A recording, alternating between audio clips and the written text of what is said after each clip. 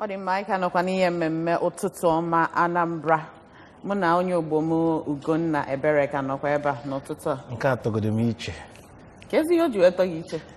Na anyị na-eme efe na-emesi ike. Atọ m iche. Ọ dị mma Ugonna kwa ma na ndị Igbo na ife ejimala anyị bụ na anyị na-alaiki ije njem. Na ebe ọbụla anyị na-aga anyị na-alaiki mmepe obodo. Mana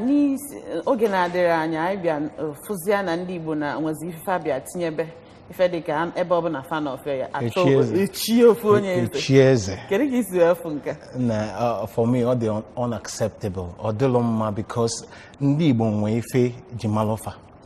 Anaghị kwesịrị. Nke a bụ nke gị. Yes, for me. Nwekwanụ ndị si na fa chọrọ ya. Mana ọ dị mma gị bụ onye ọma na-ege ntị. Tata n'ihe mmemme anyị ka anyị ga-eji malụ ihe kpatara ndị Igbo ji wee bido ichi eze ndị Igbo. Ọ dị mma ka ọ dịrọ mma ọ bụ ihe na-eme megide omenala ndị Igbo. Onye anyị na-anọ n'ụbọchị nke taa ga-adọwanya bụ okwu agba bụ Chief Alex Onukwue, National President Asatọ. Chief, anyị na-asị gị nnọọ. Daalụ. Ndị nwanyị daalụ. Ọ dị mma ịnụ ka ife anyị na-ekwu ndị eze Igbo n'ụzọ ije, that is ịtụgharị ya n'ọnụ Igbo, it's not the title of eze ndị Igbo in diaspora. Eze ndị Igbo, kedu ka isi wee fụnya bụ afa dị afa alone godo eze ndị Igbo, kedu ka mmetụta ị na-enwe na-akpọ ọnya bụ ihe ka o si adị gị? Well, ka o si dị bụ na anyị bụ ndị Igbo, and dịka anyị si mata onwe anyị na-afụta onwe anyị dịka ndị nwere mmekọ with the Jews. Anyị ma na oge etela aka na ọ bụ ndị eze na-achị ndị Jews, mana dịka otu o si dị kịta, anyị nwezi ebe a na-akpọ ọchịchị onye kwuo uche ya dịka otu o si dị n'ala Igbo, dịka otu o si dị na Naịjirịa n'ụwa niile. Mana anyị nwabụ ndị Igbo aka echefuru na ndị eze bụ ndị na-enye aka wee na-achịkọba ndị Igbo dịka otu ha si bili na mpụ na nkwo na nkwo. O ji bụ na ịbịa hụ n'ala Igbo kịta ịbịa enwere onye bụ eze ndị Igbo dịka otu o si dị n'ala Igbo kịta, mana obodo ọbụla n'ala Igbo ka nsịkana na obodo orili nne n'ala Igbo kịta nwesịrị eze na-achịkwa maọbụ ndị igwe. Mana okwu anyị bịara ikwu taa bụ eze ndị Igbo n'ụzọ ije. Ife unu na-ajụ bụ ọ dị mma ma ọ bụ na ọ dịrọ mma. Ọ dị acceptable. Well, ife dị na ya bụ na anyị ejiri ofu onu wee kwuo na ọjọka, anyị ejikwu n'ofu onu kwuo na ọmaka, kama na ife anyị ga-enebe anya bụ kedu ulu ọbalị ma ọ bụ kedu ọghọm dị na ya. Aka mma sị na ọ na-enyekwanụ bụ eze ndị Igbo n'ụzọ ije bụ ọ na-enye aka ikpokọọ ndị Igbo ọnụ ebe ọbụla ndị Igbo fụrụ onwe ha ka e nwee ike na-protect interest ndị Igbo n'obodo a ebe ọbụla fa nọ. Mana abịaza na-afụta dịka a ga-asị ebe ọbụla ndị Igbo enwero eze gburugburu ka ezi ka mmadụ ga-esi pụta jee sị na ya bụ eze ndị Igbo na London maọbụ eze ndị Igbo na Rome maọbụ ife dịka eze ndị Igbo na Kano or wherever. So mana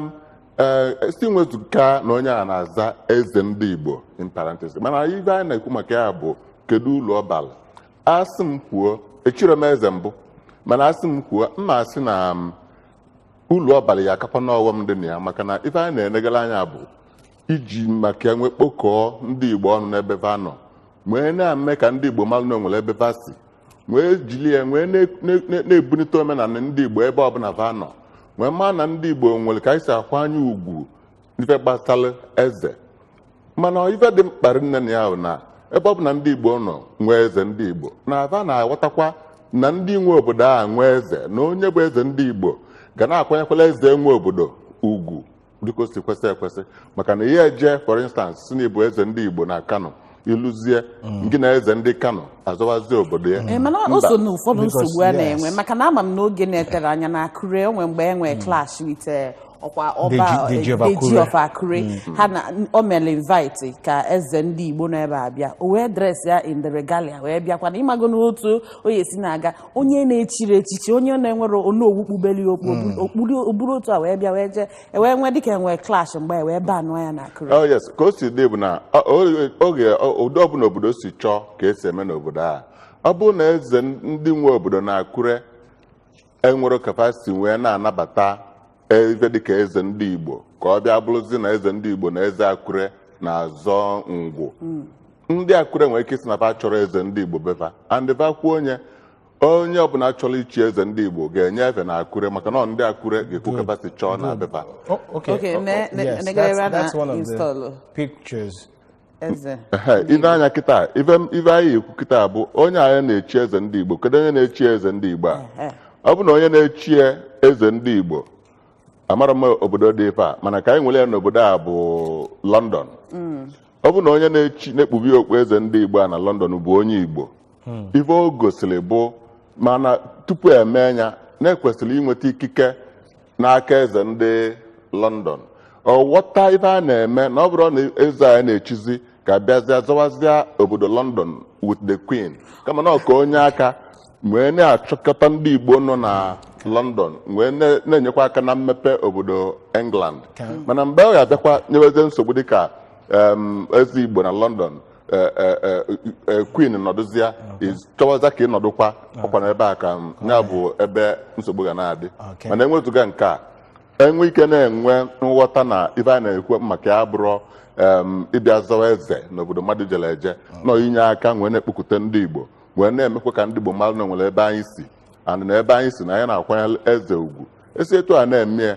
ọ ga-enye aka maka na afụgo m na some places in Nigeria ife ndị eze ndị Igbo na-enyekala aka ime bụ ịchịkọta ndị Igbo nwee aka na-emezi and na-promote obodo fa nọ ya. Okay, onwe ife ọjọọ maka eze ndị Igbo what's the difference between eze ndị Igbo and onye na-achị ndị Igbo, that's the leader of the Igbo? Because one of the problems men Akure was more of the Deji of Akure say eburo eze ndị Igbo we prefer ka enye gị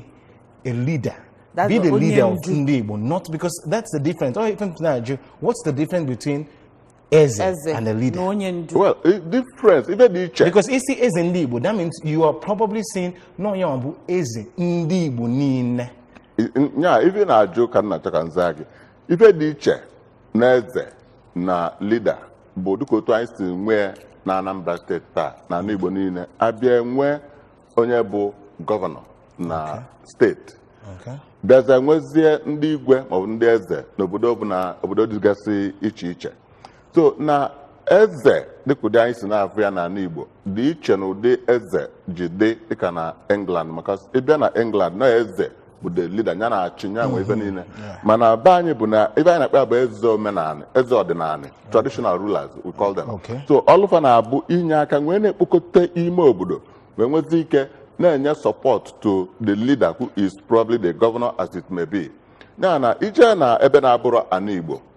si na chọrọ ichi eze ndị Igbo ife anyị na-aghọta ife mmanụ m na-aghọta bụ na onye a chọrọ ịdị na-enye aka wee na-ekpokọba ndị Igbo wee na-emekwa ka omenala ndị Igbo ya lee enwu mana ọ ya abụzi at the expense of the tradition of ndị nwe obodo. Ife dị mkpa na aga na-enwe understanding ọ bụ na ịchọ ichi eze ndị Igbo a ga-enweta that kind of understanding with ndị nwe obodo. Ọ dị mkpa na a ga-enye certificate a na-enye ọ dị clear that n'ife onye a na-alụ bụ inye aka nwee na-edozi obodo a ịchịkọba ndị befa bụ ndị ọbịa bịara abịa nwee na-edozi obodo. Ọ dị mma gị bụ onye ọma na-ege anyị ntị ị na-anya n'ihe onyonyo gị fụ akara ekwentị dị ebe a nke ị ga-eji wee kpaa anyị ọ bụ na ị nwee ajụjụ ị ga-ajụ anyị jụọ ọ bụkwa na o nwee ihe ịchọ itinye na ihe anyị na-ekwu maka ya n'ụbọchị nke taa. Anyị na-ekwu maka ndị eze Igbo nọ n'ụzọ ije, that is the title of eze ndị Igbo in Diaspora. Ọ dị mma ka anyị bịakwa ebe ị nọ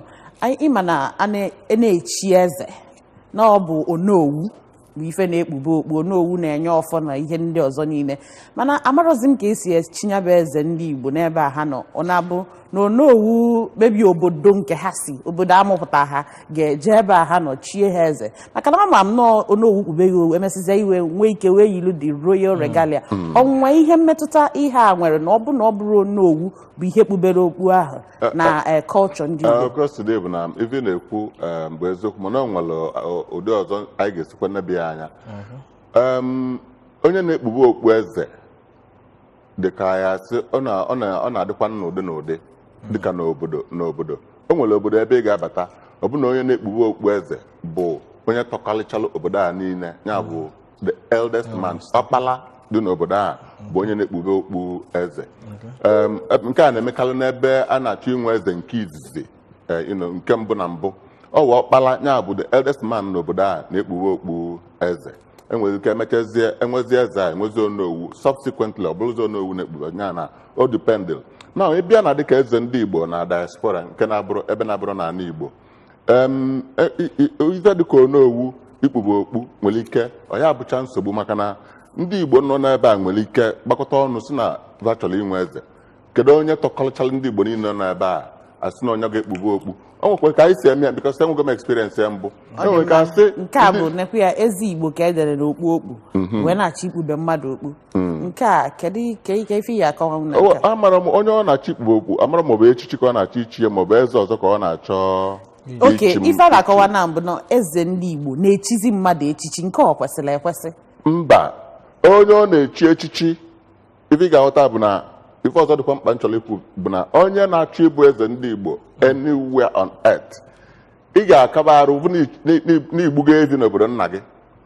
maka na ọ bụrụ na igburu evi mụnwa bụ onye Aguleri ọ bụ na ike igburu evi na Aguleri ị nwee jebe na mba ọzọ for instance nwesị niile echi eze ndị Igbo ịfụrụ na ọ dabara maka na ichiche eze ndị Igbo ebe ọ bụla ichiri ị kwesịrị ịnalụta obodo gị ka isokwelu na ndị nze na ọzọ n'obodo gị ya na bifo mmadụ na-asị na ya bụ eze ndị Igbo kawarụ ka ịfụ n'imego omenala na bụ unu chigodo ọzọ gbugodo evi ya na ịbịazie kịta bụ na mmadụ na-ekpughe mmadụ okpu onye na-ekpughe okpu n'ụdị a nwere ka ọ bụrụ na ọ ka echie gị ogbuagụ ndị Igbo n'obodo ebe ahụ ị nọ ịbata n'obodo nna gị ọ bụrụ na ike egburu evi nwerekwa onye ịbụ so na ogbuagụ onye Igbo a na-echi gị ogbuagụ ndị Igbo a na-echi gị bụ ogbuagụ ndị Igbo na London eze ndị Igbo na London chi gị ọ bụrụ na ị nalute obodo gị bụ na Nanka maọbụ na Nsụka maọbụ na Ihite Owere ọ bụrụ na ike egburu evi ịbụrụkwa na ogbuagụ n'obodo a. Okay, so that brings me to my next question. This thing a na-emekwana ọdụkwana mma. The thing now, this is ndị Igbo. Onwe laid down rule or laid down process mmadụ na-aga inwe echi eze ndị Igbo na-agbasi mbọ ike feji n'obodo Igbo na-arụ ọrụ kpata ego. The next thing bụ eze gburugburu eze nke nwa eze nke ọzọ. Onwe laid down process mmadụ inwe ike anyị aga through inwe echie eze ndị Igbo. Ife ị na-ajụ amaka ife ya aghọta bụ na ife ọbụla a na-eme nwe ka o si ebido ọ bụrụ na oke nwere laid down rules a na-eso wee na-eme ọ dị mkpa na oge nwee laid down rules onye ka m ji kwuo na ịbata n'obodo ịchọrọ ichi eze ndị Igbo na Lagos ọ ga-enwe rules na ndị Lagos ga-asịgodo gị chie na ichie nakwa ka ị ga-esi na-eme ọ ga-enwe rules na onye ga-echi eze ndị Igbo na Lagos a ga-anata akwụkwọ n'obodo ya na ogbugo evi n'obodo ya before bịazi ichi eze ndị Igbo na Lagos. Ife dị mkpa na bụ na ndị eze ndị Igbo niile nọ n'ala Igbo na the South East Council of Traditional Rulers ga-enwe ka a ga-esi nebia anya wee gbanwee ike ikwu na tupu mmadụ echi eze ndị Igbo na Amerịka ya na lụta ụlọ ka enye ya akwụkwọ recognize anya jụọ ese ma ọ bụkwa ezigbo mmadụ maka na ịkpọ onwe gị eze ndị Igbo na Amerịka a ga-eji otu isi eme na Jọọjị ndị Igbo so na ọ ga-adịkwu mkpa na South East Council of Traditional Rulers ga-enebi anya so that onwekwa ụmụ some rules a ga na-asị before ichi eze ndị Igbo na Amerịka before ichi eze ndị Igbo na Germany ma ọ na Kano ma bịaleta ụlọ ka anyị mara onye bụ chịkwanye gị ngwa ya adịghị gị mma. Ọ dị mma. Ajụjụ m nkịta bụ kedu ihe o ji bụrụ nọ ndị Igbo na-emekarị ihe adịrọ m ka onye Yoruba ya eje nwunye dị ka n'obodo ọzọ si na ya bụ ọba of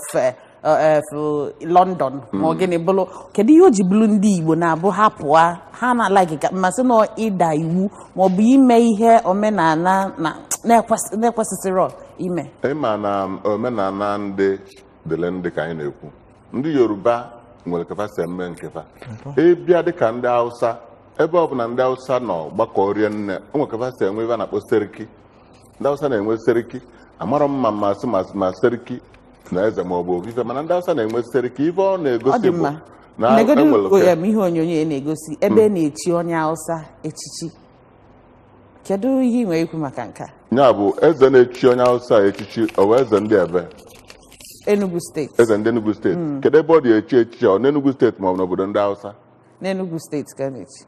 Ebere na nke a dọkwa m ka ajụjụ ọ dịgharị nne maka na ọ ikekwe na o nwere ife onye Hausa mel n'Enugu steeti ma ọ bụ ọ na-emel ndị Enugu steeti ma ọ bụ na onye Hausa na ndị Enugu steeti na-adị na mma n'ụdị pụrụ iche bụ asị na ọ ga-adịzi mma ịnabata ya just like inye mmadụ honorary citizenship so ka ba nabata ya chie nye echichi ka o soro n'obodo va ọ dịrọ m ka nke ọ dị njọ maka na ijekwuo n'obodo ndị Hausa o nwekwuru ka a na-echukwu ndị Igbo a kachisiri ịfụ ọjị ụzọ kalụ na Katsina so na nke ya adabere na otu obodo a na onye Hausa maọbụ onye Yoruba chọrọ ichi echichi si eme ọ bụrụ for instance na onye Hausa bịa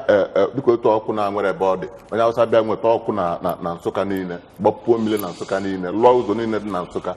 ọ bụrụ na eze ndị Nsụka sịsị na iji nwee sị onye a na-eme bụ ichi echichi abụrụkwa mmanya ka ife dị njọrọ nne. Okay. Recently, Ohaneze Ndigbo, they make it very clear that Ndigbo leaders in Igbo land or Yoruba land or anywhere in the world should not assume the title Eze Ndigbo. Instead, they should be called Onyendu. That's the leaders of Igbo land. Gịnị ka eche maka nke a? Ọ bụ na Ohaneze Ndigbo kwuo onye ọ dị mma. Ohaneze Ndigbo kwuo onye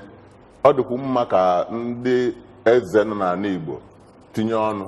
of the Southeast Council of Traditional Rulers. Maka na dịka otu nsi ekwu na m afụkabara ife dị njọrọ nne mana ọ bụ na ndị Igbo niile kwekọrịta na ife a na-agha akwụsị ya maka ife dị etu a maka ife dị etu a akwụsị ya mana ife dị mkpa bụ ọ bụ na agha na-eme ka e nwee usoro esi eme akwụkwọ na-agha akwụsị ya na ndị Igbo si na ọ dọrọ mma chaa except no another meaning because isi eze ndị Igbo n'obodo anwa n'obodo a mana ifo na title a nwere eze ndị Igbo n'obodo a aworo abịa na Anambra enwe obodo so different of Onitsha okay nwee eze Obosi nwee eze Ogbunike maọbụ ihe niile mana ọ dịrọ mma na abịa si dịka nya ka ala ịkpọzi ya eze ndị Igbo. Let me tell you the reason is na ije bụ n'ife dịka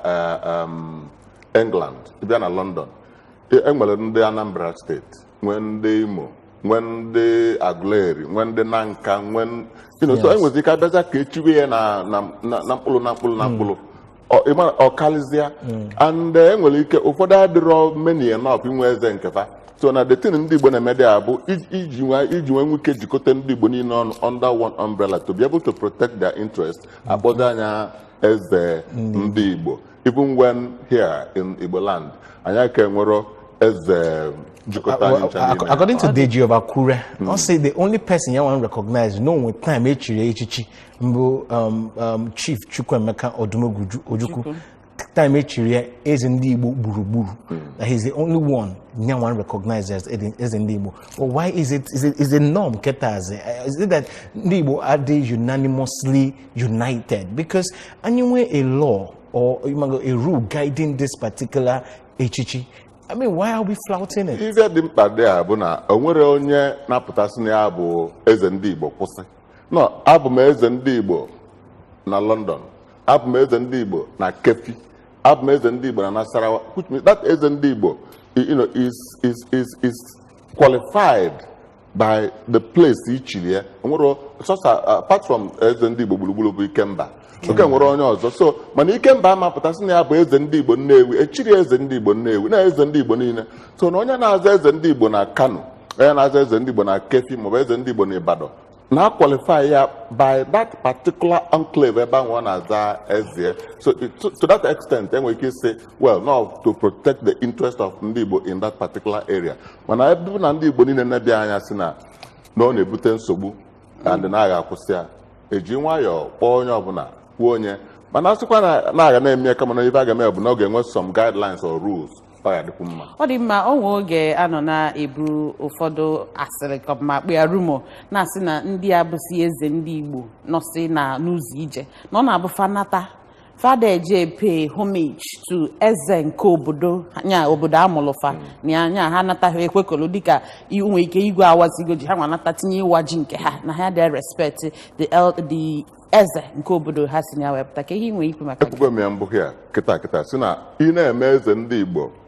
ebe ọbụla asọ gị na ị ga-akaba arụ luo ụlọ bụgodo onye so nze na ọzọ n'obodo gị, which is to say na ị ga-recognize lele onye bụ igwe n'obodo gị maọbụ onye bụ eze n'obodo gị, so that mgbe ọbụla ị ga-anatazi ịbata isonye, you must be subject to the eze obodo isi na ya. Enwere ajụjụ about that. So ọ bụrụ ichile eze ndị Igbo na Germany natazia n'obodo gị si na recognize eze bụ eze nwe obodo gị niile, ị ga-awụsa eze gaa na Germany. Ọ dị mma, kedu ihe ọ dị ka onye ka a ga-esi si n'ọhịa dịka criteria ndị a ga-eji ndị Igbo niile, because now ma Anambra ma Imo ma obodo niile nọ ebe a bụ ndị Igbo ji ya abịa together wee rọpụta ofu onye si n'ọnya ga-abụ eze ha n'ọnya gara edu ha. The first thing na anyị nwa bụ ndị Igbo aka marala ebe anyị si. The first thing we will do bụ na anyị ga-enwegodo our own spiritual place. Ebe anwazi ka a ga-esizi wee na-echizi onye ga-abụ eze Igbo niile. The truth of the matter as we speak na I'm sorry because na mmejọrọ na mbụ onye Aguleri yala ikwu ya. Aguleri bụ ebe ndị Igbo si. Anyị nwa niile bụ ndị Igbo kwetara na Eri bụ the father of the progenitor of the Igbo race. You know, so anyị nwee ike gbakọta recognize that the fact that na Aguleri ka ọfọ ndị Igbo dị. Then anyị bidozie kwubezie etu a ga-esizi ma ọ dị mkpa bụ inwezi criteria nke a ga-ejizi si oke na onye abụzi eze ndị Igbo niile, because dịka otu ọ dị kịta kedu ebe ị ga-ebido, kedu onye ga-ekpube okpu eze ndị Igbo niile a? Ya bụ the question. A sị ka anyị nwee eze ndị Igbo gburugburu, kedu onye ga-esi ngwa onye a ga-ekpube okpu a? Exactly. So na onye ga-ekpube okpu eze ndị Igbo niile ga-abụ onye nwere maybe as the spiritual leader of ndị Igbo niile, and the spiritual leader of ndị Igbo niile ga-anọ in the house of God, in the house of a son of God, the progenitor of the Igbo race. So until we do this, and ndị Yoruba nwere capacity eme, you know, ndị Hausa nwere capacity eme, mana anyị nwa ka na ịmara mgbe anyị mekọtara na-asị na ndị Igbo nwere eze, mana anyị enweghị eze. Anyị nwesasịzi eze ebe niile. Ọ dị mma na nchịkọta anyị enwezi oge, kedu okwu ikpeazụ gị na ihe gbasalụ eze ndị Igbo nọ n'ụzọ ije? Eze ndị Igbo nọ n'ụzọ ije bụ ndị ọha na eze ndị Igbo, South East Council of Traditional Rulers, nnebi anya si na ife aka na-eme vacha akwụsị, mana asị m kwuo dịka onwe m, ana m ekwu na ife ekwesịrị ime bụ ime ka ga-esi na-eme ka ọ ghara na-adị in conflict with eze nwe obodo ahụ n'obodo gị, eze nwe obodo gị ka ọ ghara dị in conflict, ka o doo anya dat na ife a na-eme bụ iji kpokọọ ndị Igbo ọnụ na ebe ọbụla va nọ wee na-promote culture and tradition ndị Igbo without jeopardizing the culture of the place you are. All right, thank you so much. Daalụ nne n'isonyela anyị n'ife mmemme anyị ụbọchị nketa. Onye anyị na-anọ bụ Chief Elect Onukwue, National President Asatụ. Daalụ n'ịbịa nọnyela anyị n'ụbọchị nketa. Anyị ma na anyị kpọkwa gị ụbọchị ọzọ, ị ga-abịakwa. Ọ dị mma, ndị be anyị ndị gela anyị ntị, ịnụgonu ka o si wee da na asị bụ na Igbo enwere eze bụ na nkịta anyị nwezi ọtụtụ eze ndị Igbo na eze obodo prince ha.